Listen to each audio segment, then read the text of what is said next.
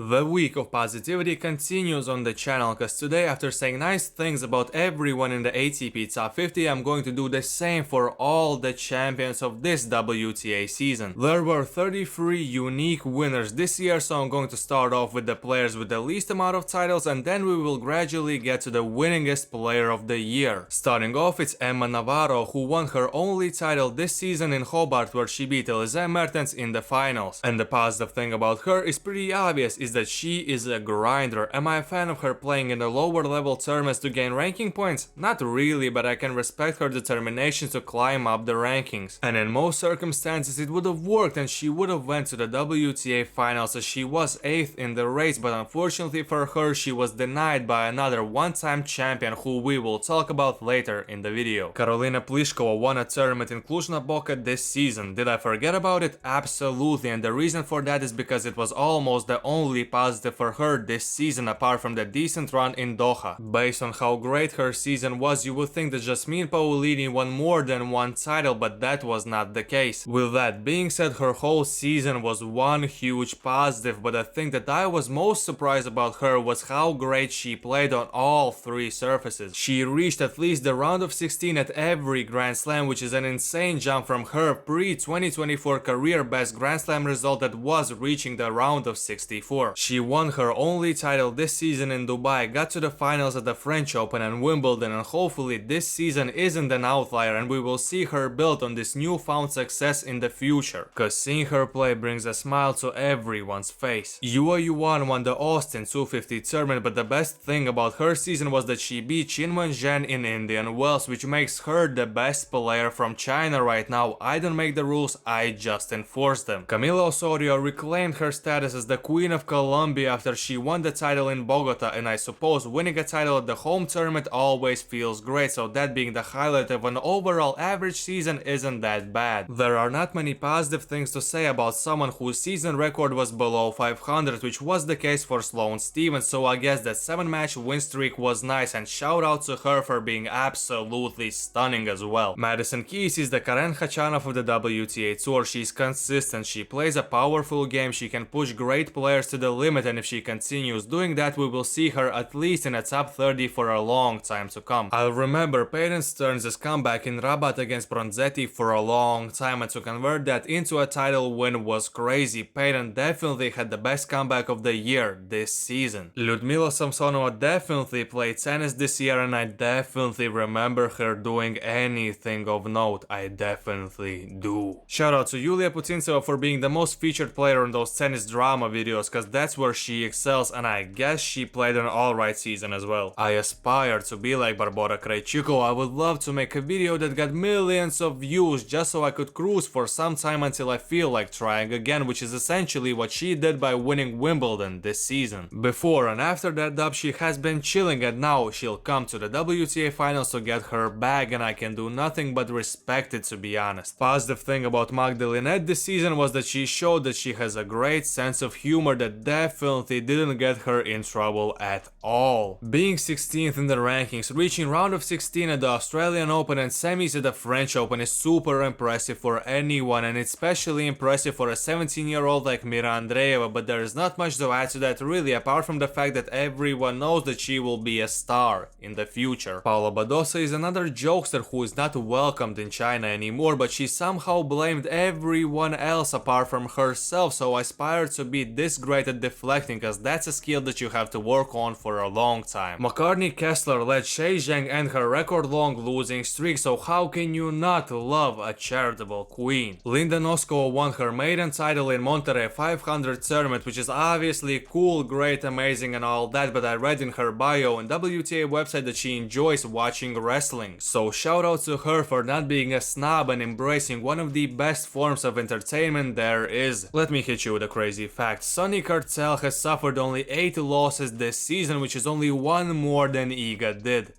Make of that information what you will. Magdalena Frech started the season in the 70th spot in the rankings and now she's in 22nd. It was a career year for her, so it will be interesting to see if she will be able to maintain this level next season. Beatriz Harachmaya won her only title this season in Seoul, but I don't know if there were many things that were positive for her this year, so I'll need some help from you all in the comment section down below. In September, it felt like Rebecca Shramkova played every day, and in that stretch she won 13 out of 15 matches, were her opponents of super high caliber. Not really, but thank you Rebecca for creating an interesting story during the most boring part of the season. The fact that Suzanne Lamens is on this list is an unbelievable positive in itself, so there is nothing to add really. When Olga Danilovich plays, she's very good. It's just a shame that injuries hold her momentum all that time, so I just want to wish her great health next season, but maybe don't beat Donna Vekic in a heartbreaking fashion next time y'all play. Now let's get to the two-time tournament winners. Starting off with Coco Gauff. Obviously everybody knows that she's a great tennis player already, but is her forehand inconsistent? Yes. Is her second serve a liability? It definitely can be, but with all that being said, she's still in the third place in the rankings. She still can win big tournaments like the one she won in Beijing, but most importantly the 20-year-old WTA Tour veteran, yes, I know how crazy it sounds, has a great head on her shoulders, so there is no doubt that her desire to improve will result into her becoming an even better player than she already is. At the start of the season, Alyona Ostapenko was on pace to produce her best season on the tour, yet it obviously didn't come to fruition, and that is why a lot of people are talking shit about her, but she ended her season with a Grand Slam trophy, so y'all can